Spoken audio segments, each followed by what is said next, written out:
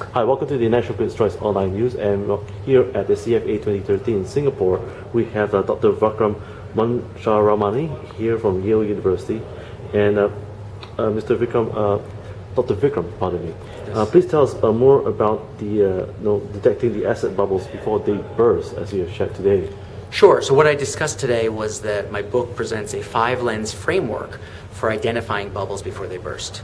So really it's use of microeconomic lenses where you look at price action, macroeconomic lenses where you look at credit conditions and allocation of capital, whether it's appropriate or not, psychological conditions to see whether people are exhibiting signs of hubris or overconfidence, political manipulation of asset markets and prices to see if there are any distortions, and lastly, to look through a biological lens to see if there's any herd behavior instincts happening.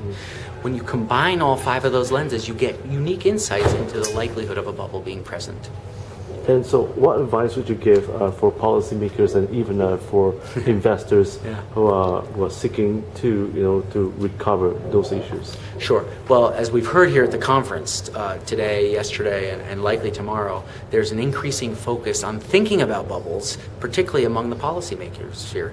And so policymakers should think about this. I don't know if we want to refer to it as macroprudential regulation or what have you, but asset bubbles are an important dynamic that matter and therefore need to be on the agenda of policymakers. What would be the 3 key advice that you would give to investors and for consultants giving advice to investors as well in the coming future? Sure.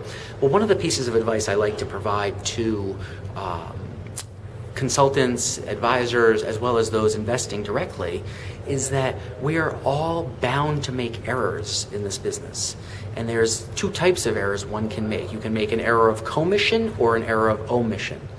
When faced with the prospect of being in a bubble, I think it is critical to err on the side of making errors of omission, not errors of commission.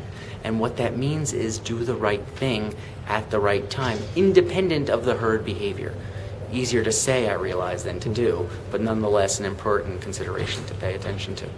And so, Dr. Vikram, tell us what's the biggest challenge in writing this book? And what would be the one, is there any particular chapters that you have left out actually? Yeah, well, it's very interesting. It's a great question. So I wrote this book in 2010, and it got published in 2011. At the time I wrote it, I was saying that China appears to have some signs of bubbly conditions that means it may in fact be unsustainable.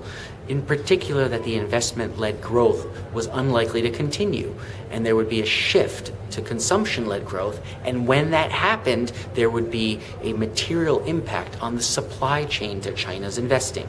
So commodities, Australia, iron ore, lead, steel, zinc, Brazil, South Africa, etc. Writing that in 2010, when I did, was seen as blasphemy. I was laughed out of the room the first several times I provided this thesis to people. As the world has changed a little bit and there's been more evidence of this in fact happening, it's been easier to talk about it. But it takes a lot of courage to write a chapter that predicts something that hasn't happened.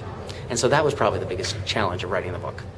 So right now, would our viewers and even your fans, would they see a future revision to your book?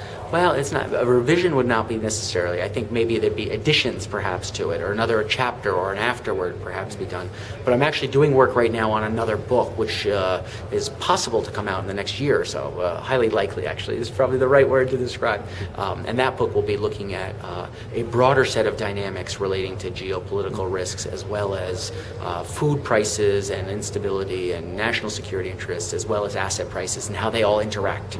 What's your personal opinion and perspective about the U.S. deficits? The U.S. deficits, well, they're unsustainable as they currently are. And so it's going to require a meaningful change in time of U.S. policy. How it happens, when it happens, those are big open questions. I'm not an expert on those. Well, once again, Dr. Vikram, thank you for joining us here at the National Critics' Choice. And viewers, please do get his book, which is now available on Amazon and all good bookstores around the world. Yep. Once again, thank you for joining us here at the National Critics' Choice. Great. Thank you.